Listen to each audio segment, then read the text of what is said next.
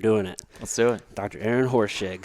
I Thanks said so that much right? for having me on, Did I man. say that right? Yeah, I dude. told you. I always question. I'm telling you, it's a tough last name. So Yeah, it is. you wouldn't be the first one to mess it up. But it's just how it's spelled. Yeah, It's Horschig. Yeah, It's very, very German. exactly how you spell it, but it just sounds weird coming off the tongue. Maybe that's just me. Dude, thanks so much for having me into your gym here. This is such a You're sick welcome, facility. man. Thank you so much.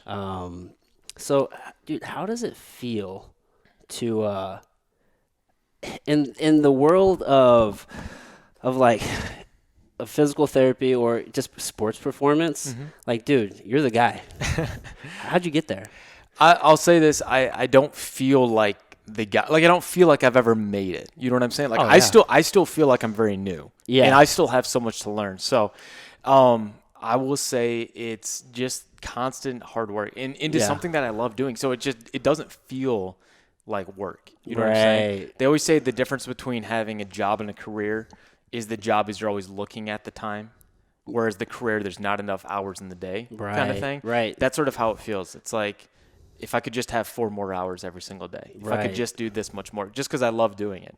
It's like I have to set reminders to pull myself away from the work because I love doing it so much. Yeah, I can imagine it's just easy just to get entrenched and, It is. putting out the content. Content is this thing where it's like you can never satisfy the beast. Like there's just always something to do. There's always something to put out there. Yeah. And you're doing it, dude. But like whenever I think about this space, like obviously like Kelly Starrett comes to mind always. And I feel like you're like you've like taken the mantle and like you're just like running with it and doing your own thing. So like for Yeah. me, I really appreciate a lot of like the content that you put out and then Thank you. just a lot of the messages that you put out because I feel like the things that like you're teaching and that you know that you're making content about, like a lot of it is it's all practical. It's all fantastic stuff. But it almost goes against the norm of like the regular conversation in the space. You know what I mean? Like a lot of it's taboo almost. A lot of it's just simple information. Yeah. And I'm like, this is how you do the squat. Let's just get back to the basics. Right. I think in today's social media world, many people are driven to be more complicated or more in depth or more scientific. And sometimes it's just, let's take a step back and really master the basics. Right. And in doing so, you're going to reap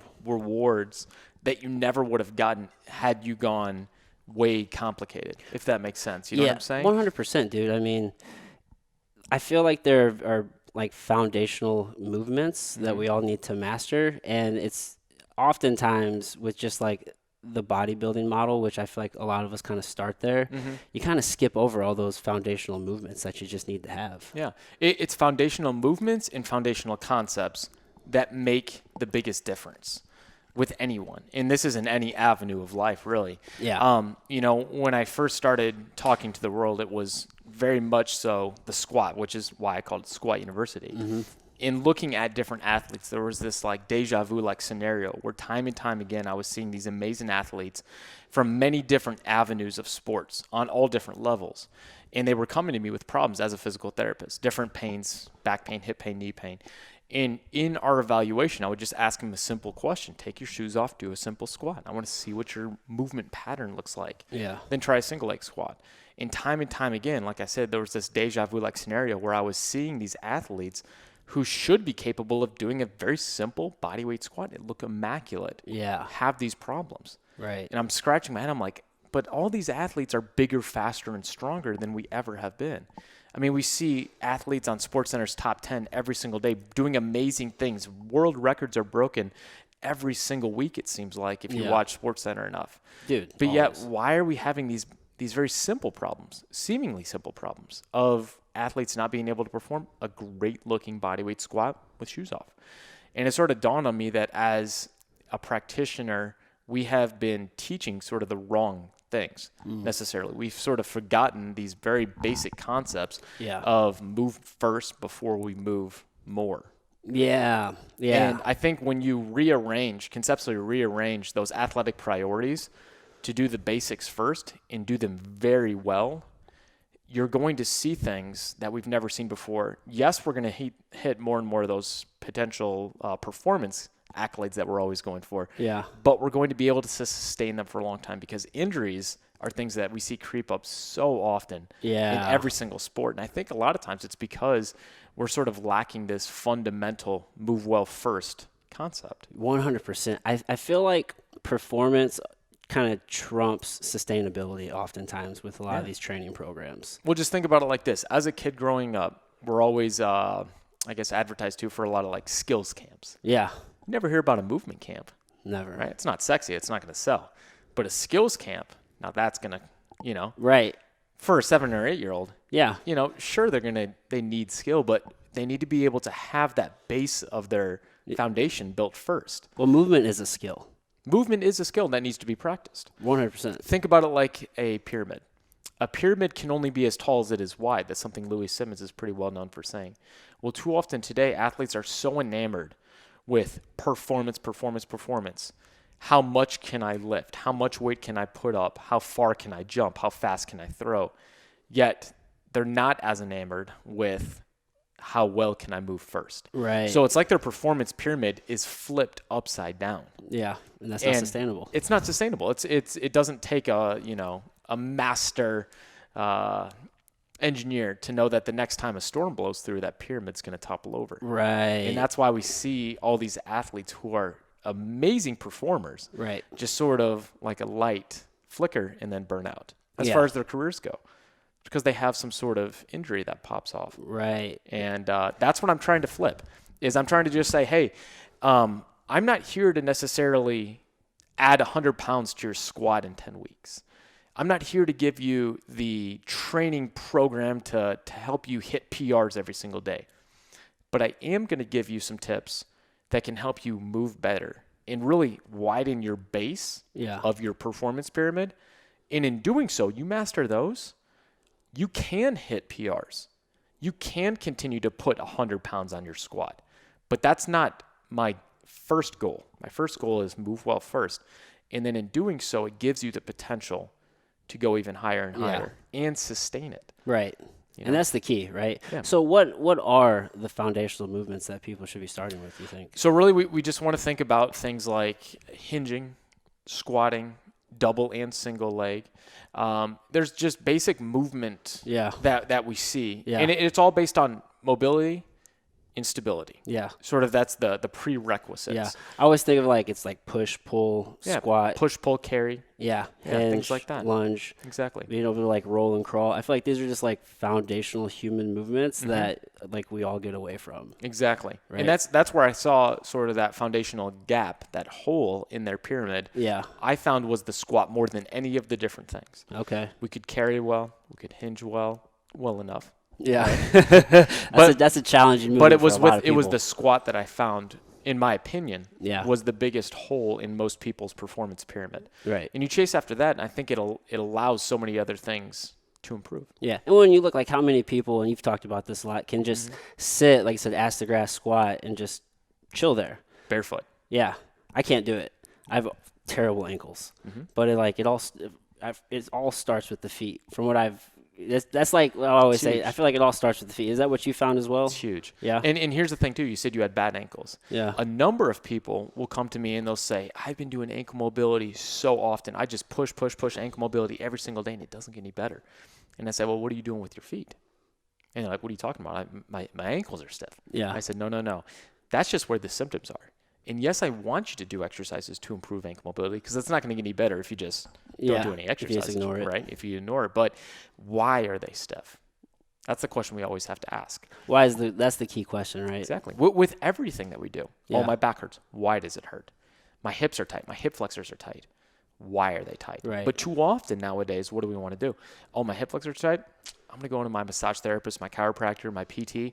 They're going to work it out. They're going to do some stretches, some deep tissue work. Maybe take some ibuprofen. You go to a chiropractor, or you go to a medical doctor. Right? Yeah. Oh, my shoulder hurts. Oh, hey, what are you doing? Oh, you're doing a lot of bench pressing. Your shoulder hurts. Bench pressing's bad for your shoulders. Yeah, don't do that. Of course. Let me give you a quarter shot. We're going to calm down that inflammation. I want you to take 3 weeks off and then, come back to me if it's still hurting. Yeah.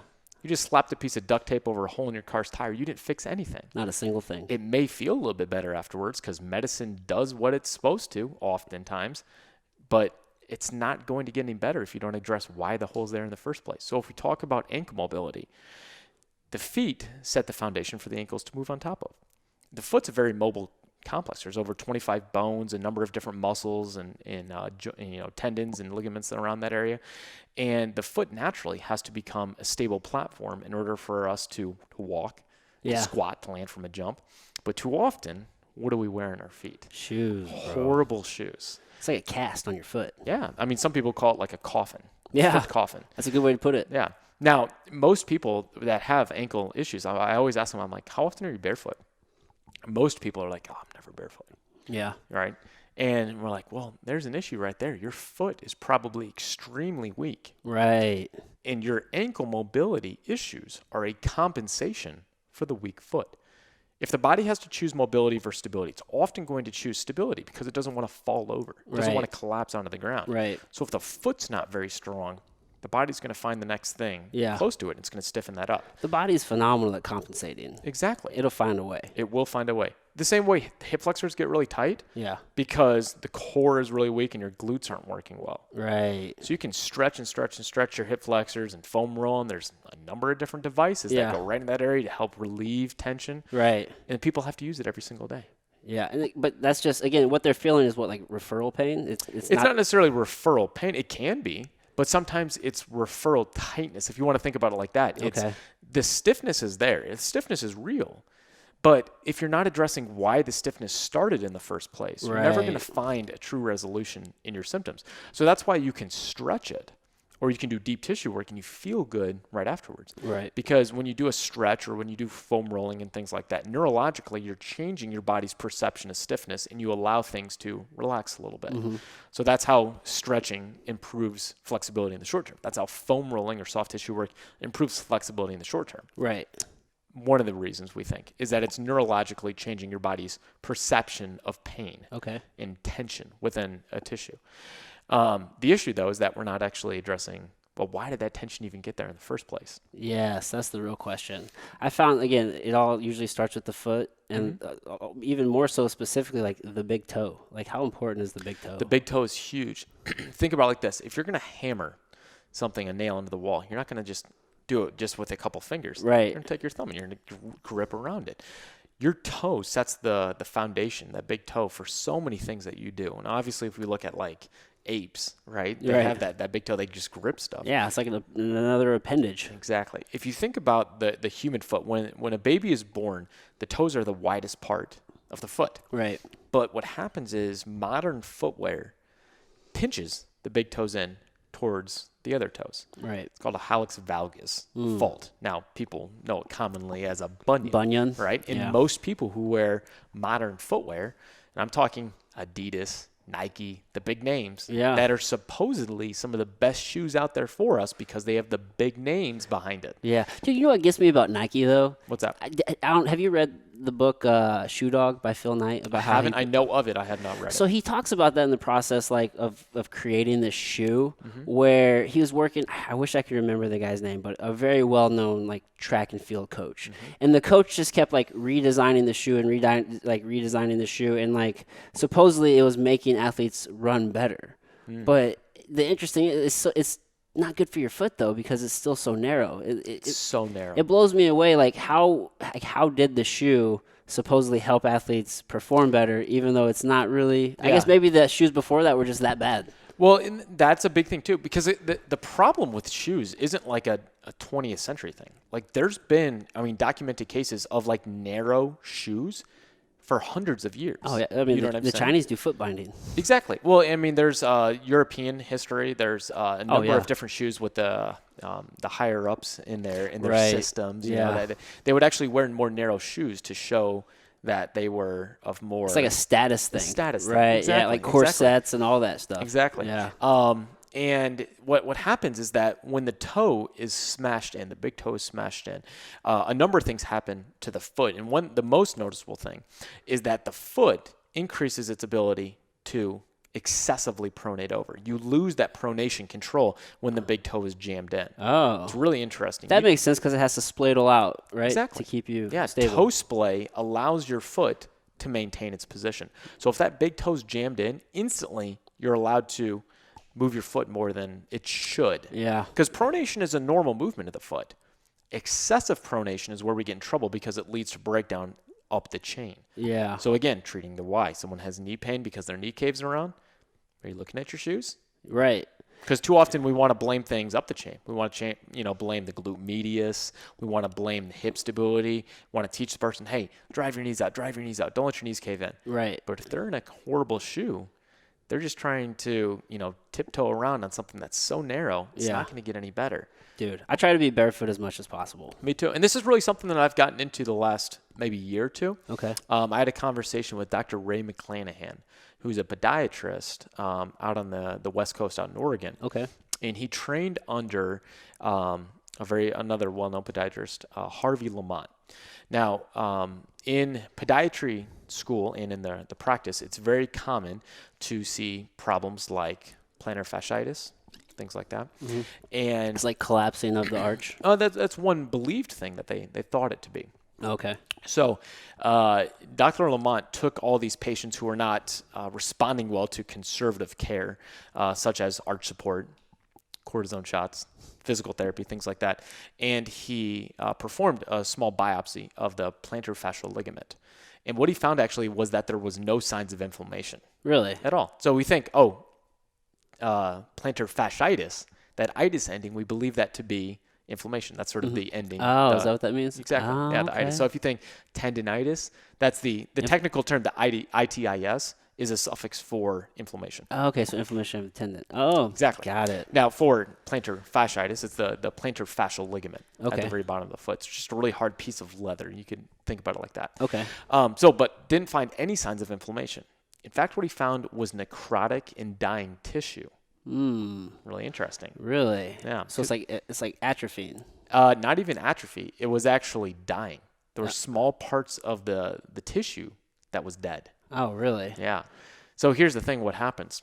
And when the big toe is pulled in towards the midline of the body, okay, so that hallux valgus, a.k.a. a bunion, it pulls a very small muscle called your abductor hallucis that runs on the side of your foot. It pulls it in towards the middle of the foot. It sort of pushes it against the bones. Okay.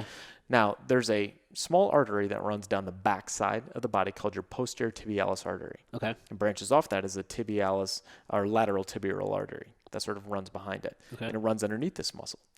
Now, when the abductor hallucis is pulled tight against the foot, it cuts off blood supply in most people to the bottom of the foot.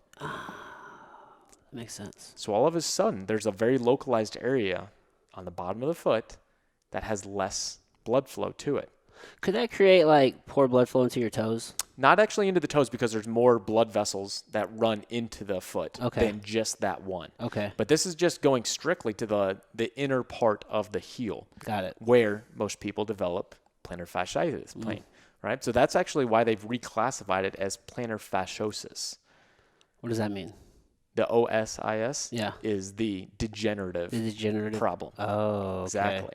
Wow. Dude, we're just learning stuff all the time. Yeah. All the time. Yeah. So think about it. Most people, they would get heel pain, foot pain, and they go to a doctor, be it a medical doctor, podiatrist, physical therapist, and they do different things to try to stretch it out maybe. Maybe the bottom of the foot.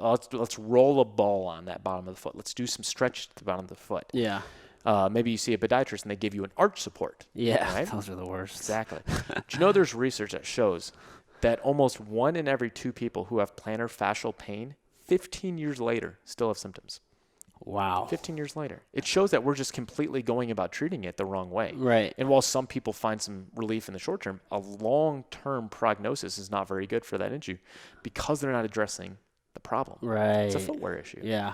And where that toe is positioned. And there's other things that go into that as far as like elevation of the heel and the tapered toe box and stuff like that. Yeah. But it all comes down to the foot and how that foot is being positioned in modern footwear.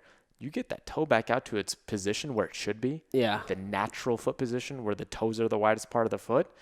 And it clears up a lot of those issues. That's the main problem that we have to solve. Right. And dude, just like walking around barefoot, like there's grounding, like there's a lot of science to show like how beneficial that is. Yeah. I mean, just for stress levels alone, like just being barefoot as much as possible is just so key. I've been squatting barefoot or with shoes that are barefoot-esque for a year and a half now. and I absolutely love it. I would not go back to squatting in my weightlifting shoes. Yeah. Now, I wear my weightlifting shoes because I love doing cleans and snatches. I competed in Olympic weightlifting for over 11 years. Okay. So I love that sport. And that sport requires you to wear a weightlifting heel. Right. Because it allows you to get into even better positions Better mechanically. Better depth, more upright trunk, which means you can catch a snatch or a clean, receive it Right. in a deep position. Right. But unfortunately, there's not a single weightlifting shoe on the market yet that has a wide toe box. Dude, it's so hard to find wide toe box shoes. Exactly. Like and the thing, too, is a lot of people, they'll be like, oh, well, I got these shoes, and they're wide toe box. Most of the time, they're not. Yeah. They're hard to find. Like I've used the Vibram 5 fingers before. Like those are okay. I like there's a company called Vivo Barefoot. Love Vivos. They're very good shoes. They're great. Those are barefoot. These right? are the Barefoot Ursus. Yeah, I was looking at those. Those are pretty cool too. Yeah. But I mean, they're hard to find. And let's just be real, they're not sexy. Most of them are not. Yeah. My wife told me when she looked at these the first time, she's like, A, you look like you're a tightrope walker. And B, what did she say? I look like I'm going to a Renaissance festival. They look better in person, though, to be honest. And I'll tell you, this is the second generation. They're a little bit wider. Okay. In, I don't know what you would say. They're a little bit taller, I guess you would say.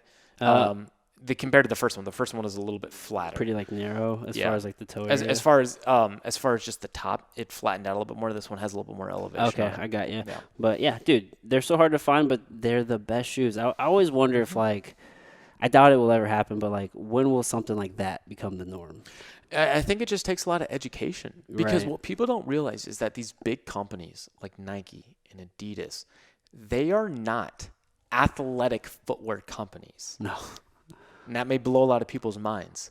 They are fashion design companies that happen to make athletic shoes. But you look at almost every one of their products, and they are extremely narrow, and they have tons of toe spring.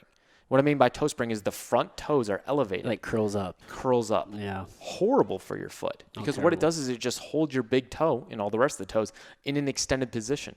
Which does what? It's going to lengthen the bottom of the foot and shorten the top of the foot. Oh. Your foot, when you stand barefoot, your heel, the middle of your foot, and the front of your foot should all be on the same plane. Really? Now, obviously, with weightlifting shoes, the heel is raised up, but Right. Your toes shouldn't pop off the ground.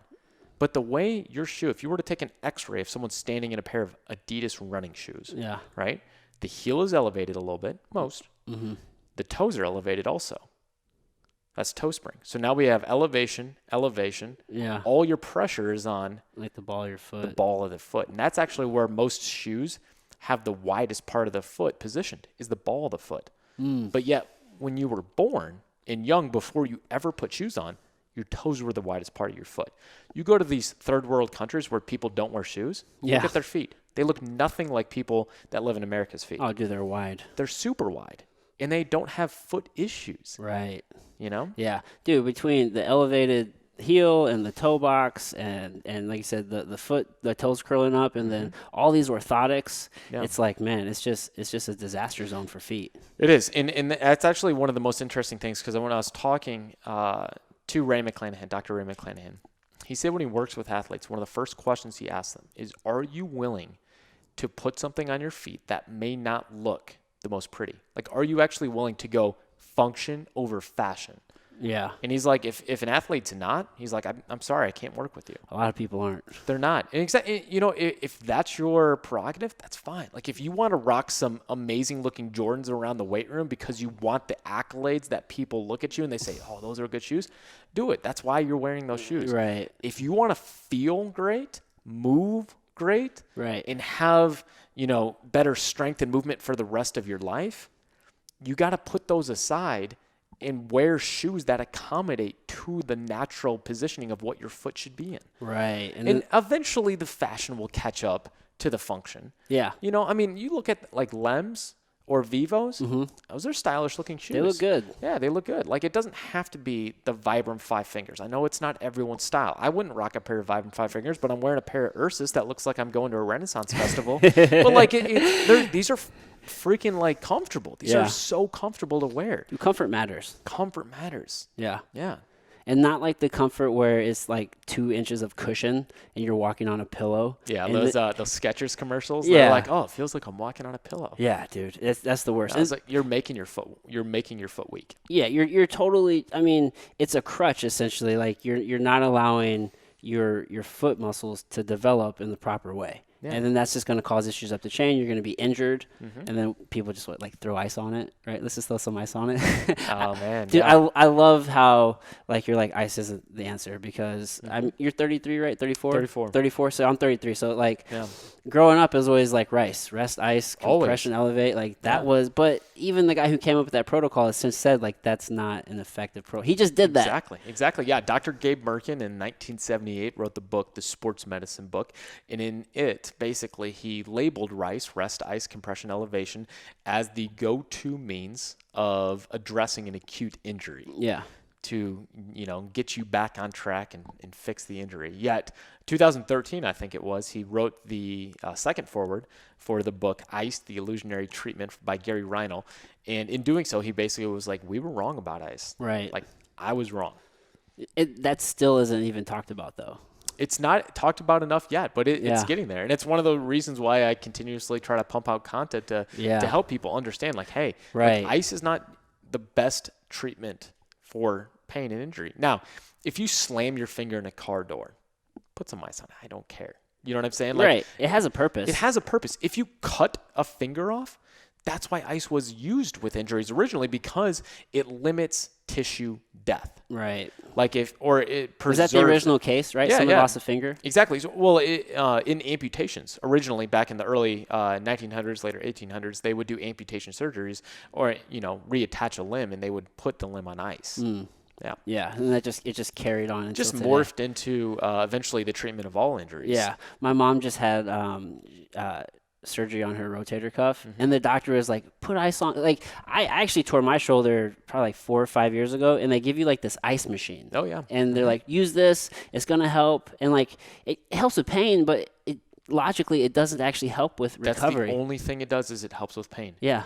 If you ask any medical surgeon why they need to be on ice and actually give you research to support it, yeah, they're not going to have it. It's because that's what they were taught. Right.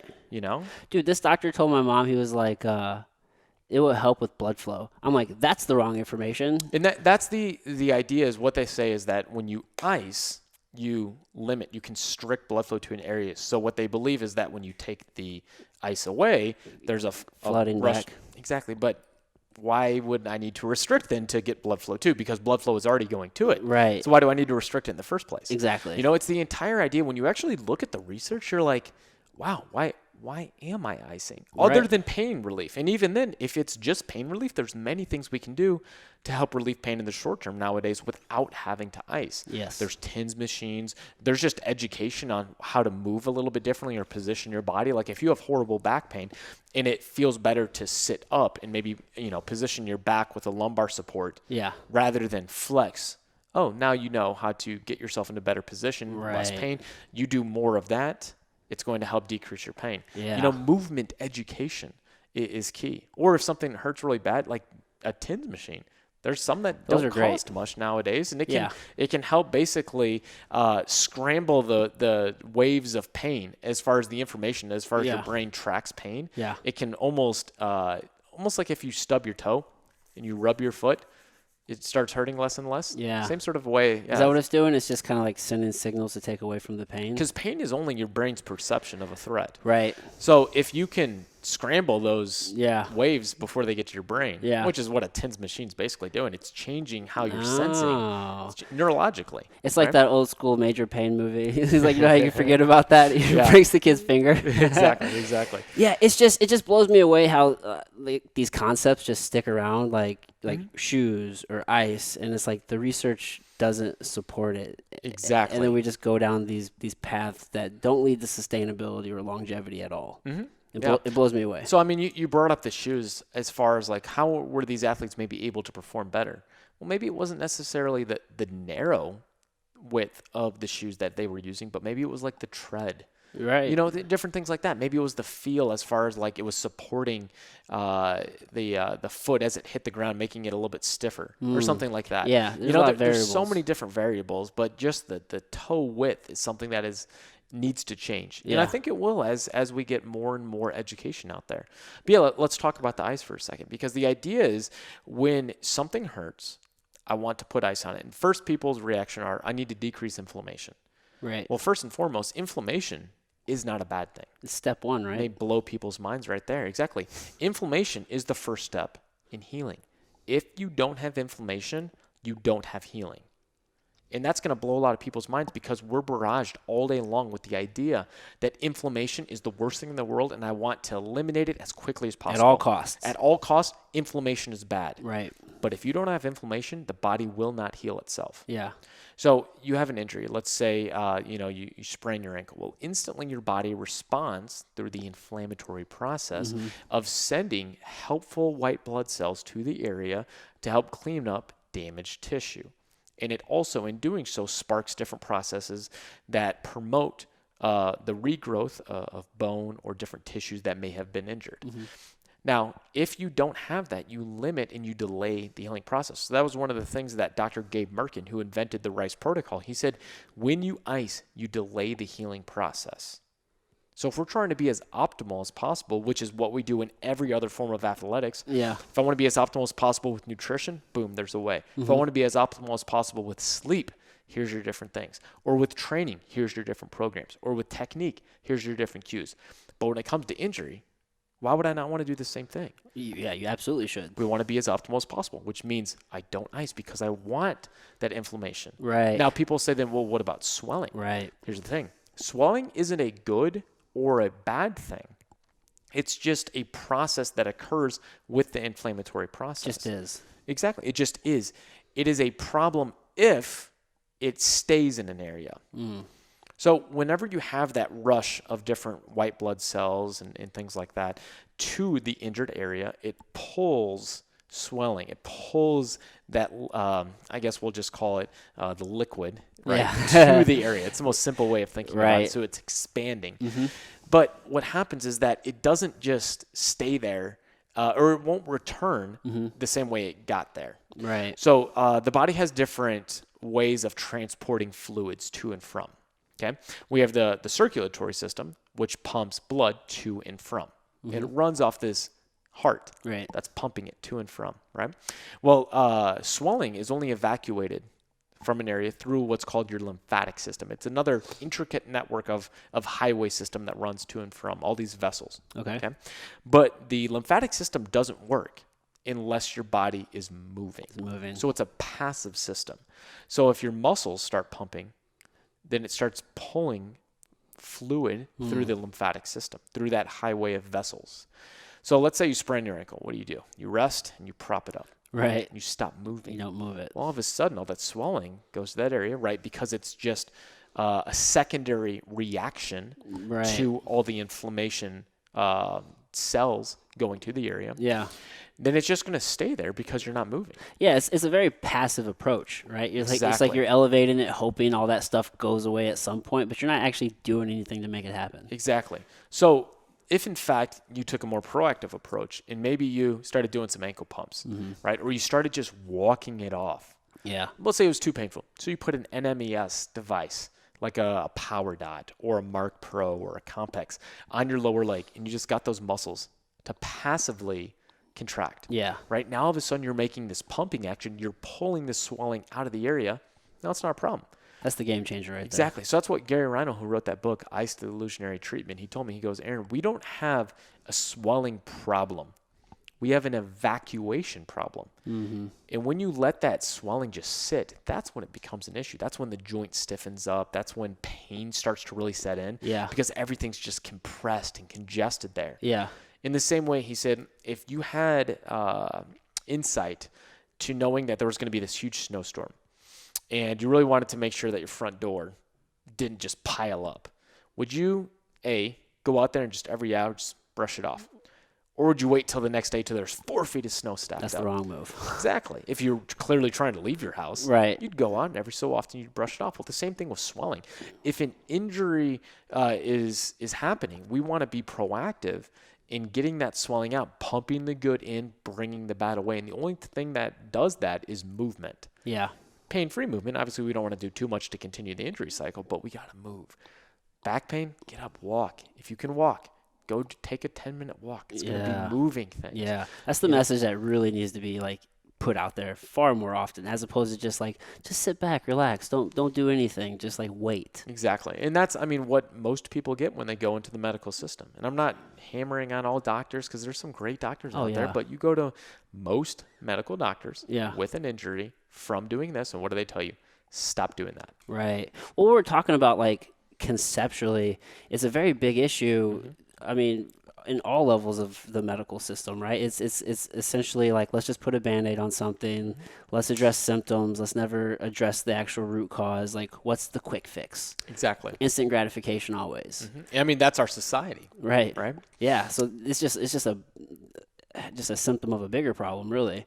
But you just see it time and time again. And I always just think about like the information you're putting out is so valuable, because there's so many young athletes who I feel like when we were coming up, it's like I played sports like all growing up, and we had a very good like weight room, but like the knowledge wasn't always there. Like if I would have had like coaches who maybe had more understanding of recovery or more understanding of just like basic movements. Like I had such a terrible, I sprained both of my ankles multiple times playing football, and like I never had a good squat. But in my mind, I could never figure, like nobody ever told me what the cause was. They were just like, just squat. You know what I mean? Like, just do it. So it's like when you have this information, like you can arm just so many athletes, whether it's the highest level athlete or like a very young athlete, and like you can just change their entire career. Exactly. It's all about just good information and putting it out there for the masses. Yeah. And that's what I try to do every single day across every single social media platform, whether that's Instagram, YouTube, Facebook, TikTok. Yeah. Just put out information for people to understand how to improve their movement, decrease their body's aches and pains, and reach their true athletic potential. Yeah, dude. You're just like breaking down walls. Like I saw a post that you made talking about like how it was safe for like young kids to lift. I just remember we were growing up, they're like, you're going to stunt your growth. Like that's not good for you. And like that's not the case. Yeah. Man, I saw a video today on Twitter, and it was this like 7-year-old kid that's playing football. I don't know if you've seen this. And they're doing, it's not the Oklahoma drill, but it's something similar. And basically it's like these two, it's a ball handler and or running back and the guy to go up and tackle. And this kid just got trucked. Dude. And just thrown. And I'm like, so you're telling me that it's okay for a 7-year-old to play football and have that type of contact at a young age, but weightlifting, that's bad? Controlled gym movements are a bad thing for a kid? Nobody bats an eye at that. Yeah. I grew up playing football, and like I fought professional MMA for like 10 years, and like I've done a significant probably amount of damage to my brain. And I got to the point like 4 years ago, and like I'm like, all right, man, like I should probably not do this anymore, because I started worrying about my brain too much. And once you start doing that, then you're not going to be able to compete at a high level or do anything. But like, you see these kids, and I don't think today I would ever let my son play football. He's 12, and I won't let him play football, because I'm just like, TBI and CTE is a very real thing. It's a scary thing. The more and more we know about it. Yeah, man. And we're seeing cases with people who've only played in high school, for example. Yeah. It's like, it's a scary thing. But like, to really say that you can't weight lift. Because that's dangerous. Exactly. Every single post, and that's why I make so many of them, of, young kids weightlifting. I love it. I see it's like parents send me their videos of kids all the time. They're like, hey, this is my kid. He's 8 years old. Watch him squat. And I'm like, that's awesome. I love it. Just like when I was growing up, I didn't know anyone that was lifting at that young. I remember we got into middle school and we were introduced to the weight room. And then I think it was in 8th grade, the summer going into freshman year, I got into my high school weightlifting program just because I was a football player. So we were introduced to the summer weightlifting program that early, which was amazing because the weight room that I was a part of back then, Eureka High School, it's in St. Louis, we had an amazing weight room. I'm talking like 8 weightlifting platforms. Eleiko bars that Wow. my coach had picked up from a weightlifting meet. He just bought off secondhand from a weightlifting national or international meet years before. Oh, really? Bunch of bumpers. Like, we had a solid weight room for a high school. Yeah, that's so it was legit. awesome, Like learning in the how mecca to. of high schools. It really was. Yeah, no, I mean, we didn't go to. It wasn't like these humongous high schools down in Texas, the Allen Field House that have just thousands and thousands of people. Yeah. But, we had a pretty good booster club from the football team that was able to allow us to have these really good equipment and, great coaches. And, that's where I was first introduced to weight training. But that was in 8th grade going into high school. Yeah. I didn't really know about weight training to the point, when I was much younger. So it's awesome when you see parents introduce their kids at a young age. Yeah. Yeah. It is cool to see. I think, there weren't really many kids. I remember there was one of those, those concrete weight sets. I found one of those when I was real young in a basement. My cousin and I used to play with that. But I think kind of same to you. I think I was in 7th grade whenever I actually was first introduced to a weightlifting program. I went to school in Jeff City. Okay. So we our football team, we had a pretty good weightlifting program. But still, even with the good equipment and stuff, it's just that knowledge is just so foundational, dude. Yeah. So you started as a football player?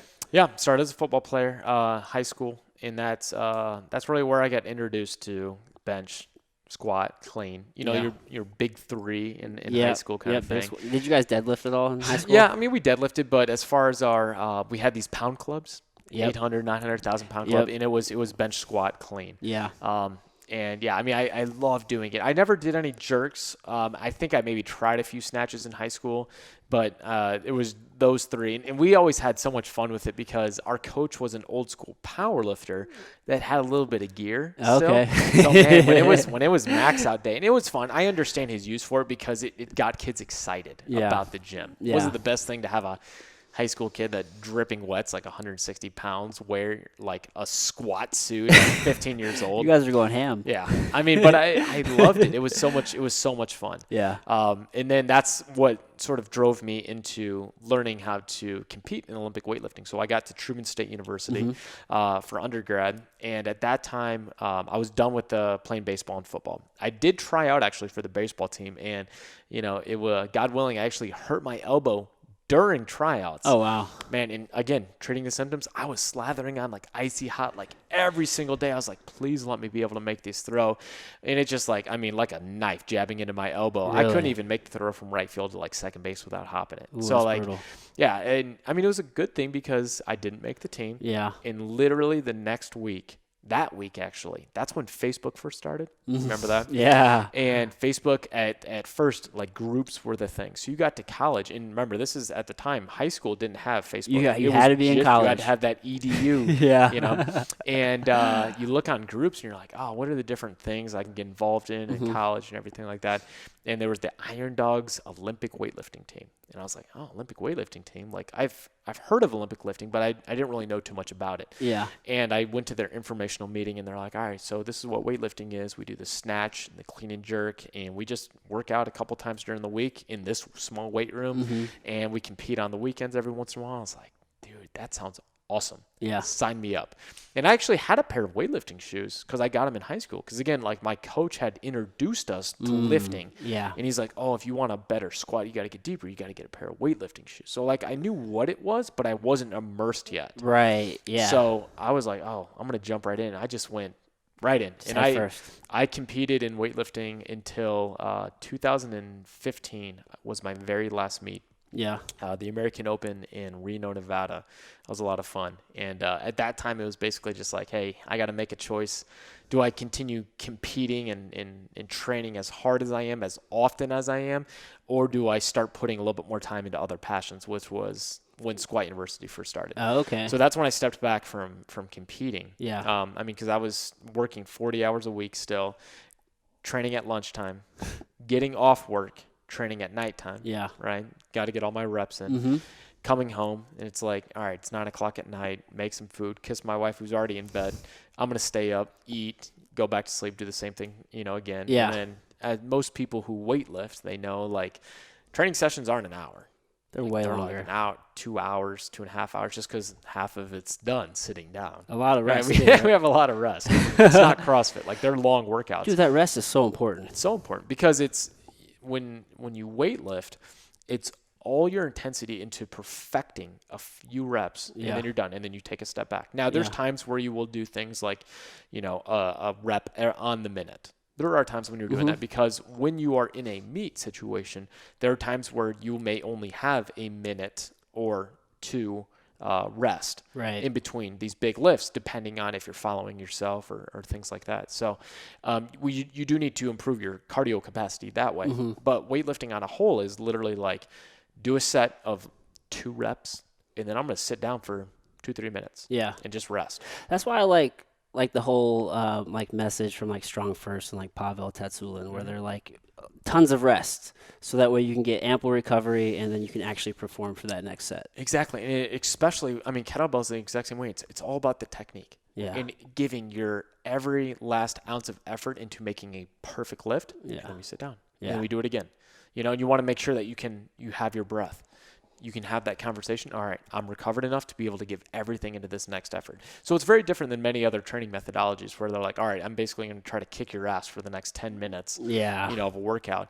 I hate that methodology. Yeah, I mean, no pain, no gain, but exactly. You don't got to be killed in the gym every day. Exactly. And like, I understand, like, if you're trying to compete in CrossFit, like, there's a very specific type of sport for that. There's a time and place.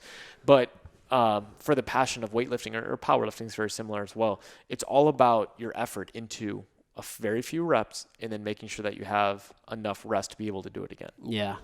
Was that a hard transition, like letting the competition side go? It was. I mean, I competed for 11 plus years, and I did enjoy competing. I loved competing. Yeah. But actually, I get much more enjoyment out of the process of training. Okay. I love training. I love going and like filling out my book every day and being like, all right, so this is going to build on this and I'm going to work on this. Like, because if you think about it, like weightlifting, you can work for months and years and you get to that competition and you have 6 lifts. That's it. 3 snatches, 3 clean and jerks. You're done. Yeah.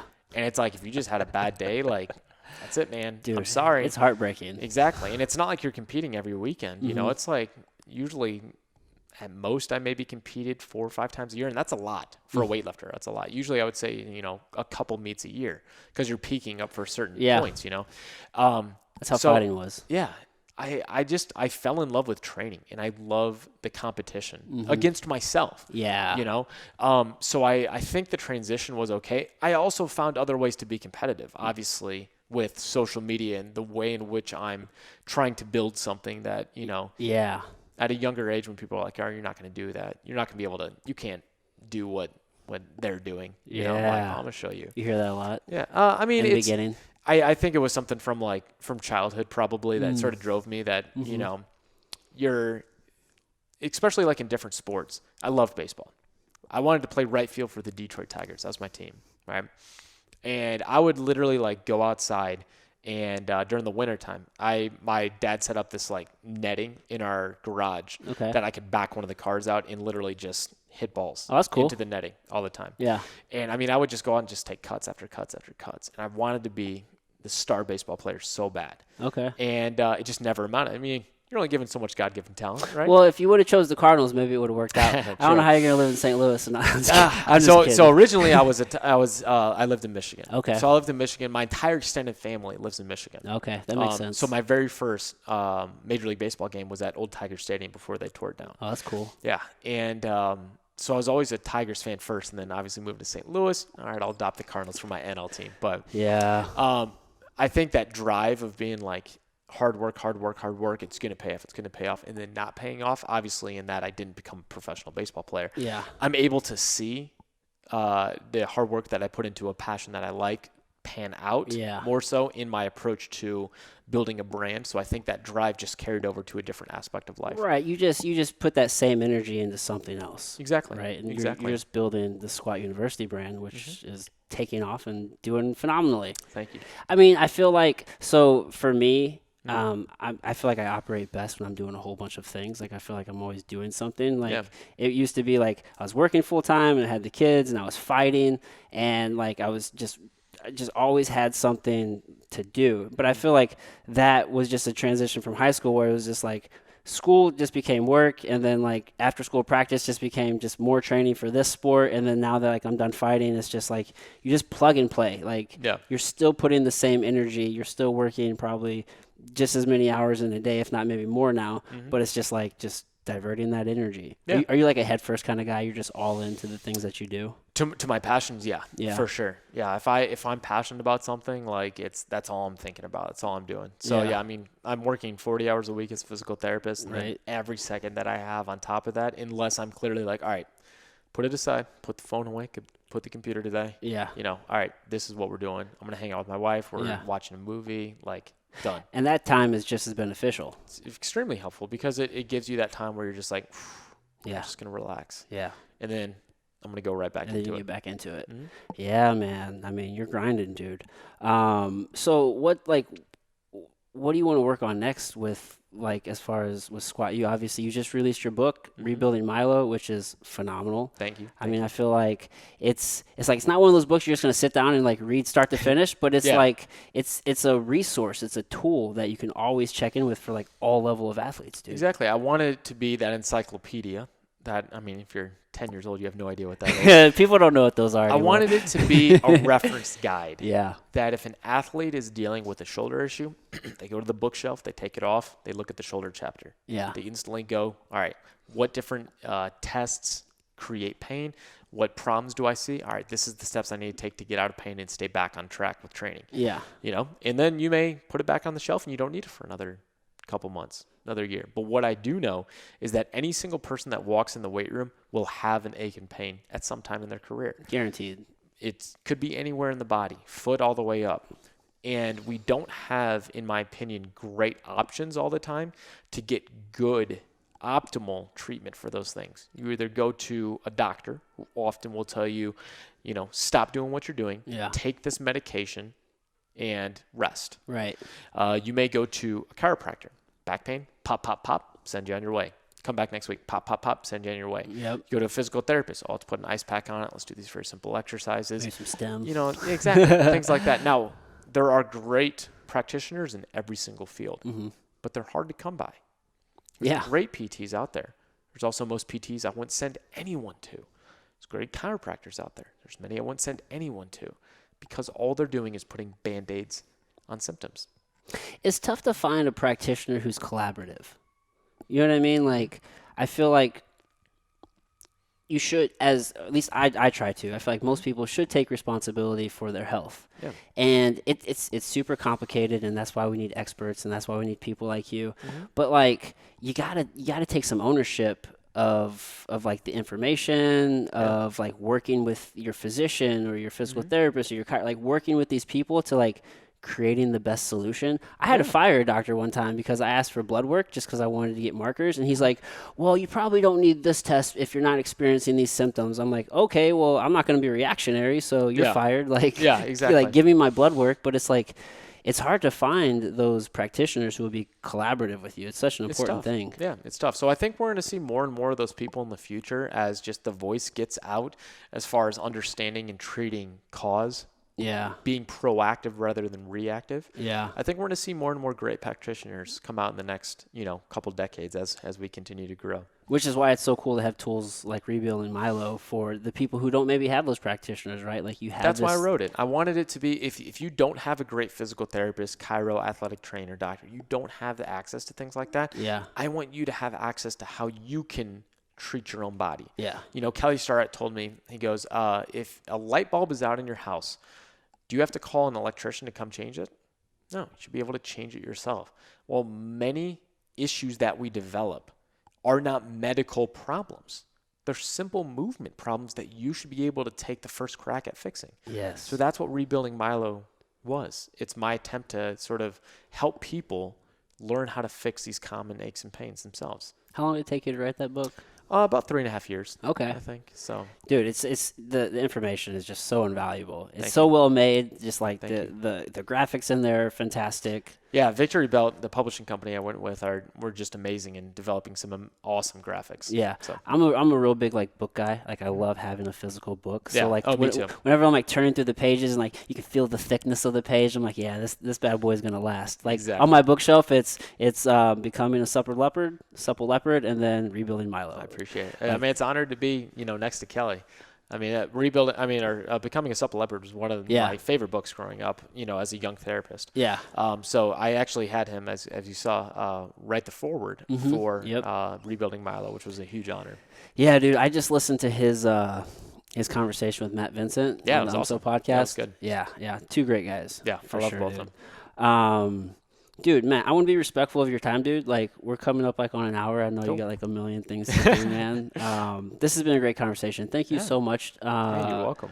What is there anything? I will turn the floor to you. Is there anything that you would like to plug, promo, direct the people towards, or anything like that, man? Man, just if you're interested in following, the stuff that I do at Squat University, just every single social media platform out there. Instagram, YouTube, Facebook, TikTok, Twitter. Yeah, I put everything in the show notes too. But you you're out. Dude, I saw you're on TikTok. I'm starting to get on there. The reach on there is freaking crazy. It's really weird, though. TikTok is interesting as far as the algorithm goes sometimes. Yeah. Because what you'll notice, and this is why I think a lot of people flock to it early on, is because of the virality of it, in that someone who has no followers could put up a video, and it just the way in which the algorithm spins it, they could get like 1 million views. It's crazy. And then it changes, and then all of a sudden you put up 3 videos in a day, and one of them gets 1,000 views, one of them gets 150,000 views. So it's like really interesting the way that their algorithm works. It's very different than any other platform. It's very early on in the platform, so I think it's still a good idea just to like dip your toe in the water, and that's where I'm spending a little bit of time on. But it's it's an interesting platform to see it evolve from where it was early on with just a bunch of teens more just like, dancing and, lip syncing and making funny videos, to now actually seeing like a little bit more educational videos. I mean, which is what I do. Like, I'm not dancing on TikTok. Right. I'm trying to create educational content just like I am on Instagram, but maybe do it a little bit differently. Yeah. That's the thing. It's also not polished. Most of the time. Yeah, it's raw. You see like Jason Derulo or something put amazing content up on there. But like most people that are doing really well, it's just like literally just them in their phone. Yeah. Making some content. That's what blows me away. Yeah, it's different than like YouTube, right? YouTube's very much so polished for most people that do really well on YouTube. So it's a different platform, different beast, but it's all about finding how each platform works, and then just trying to make content that help people on it. Basically every single time I'm making a piece of content, I'm like, how is this going to help someone in whatever way? Is it going to be something that makes them think, whether it's a quote or something like that? Is it going to be something that gives them a tool that they can use to help solve a problem, whether that's pain or technique or anything like that? It's not just glitz and glamour of look at me. It's how can I help you? That's the approach, man. Yeah. How can I help people? Exactly. Dude, thank you. Dude, you've helped me a ton. Like, I'm glad. I searched how can I fix my ankles, and like I do the banded. There you go. I just need to get consistent is what it really is. Consistency is key, man. Yeah, but dude, just the work that you're doing is just so valuable. I can't thank you enough. I know you're helping tons of people, dude. So just keep it up, my man. I appreciate it, man. All right, dude. Thank you so much. You're welcome. All right, everybody. Until next time.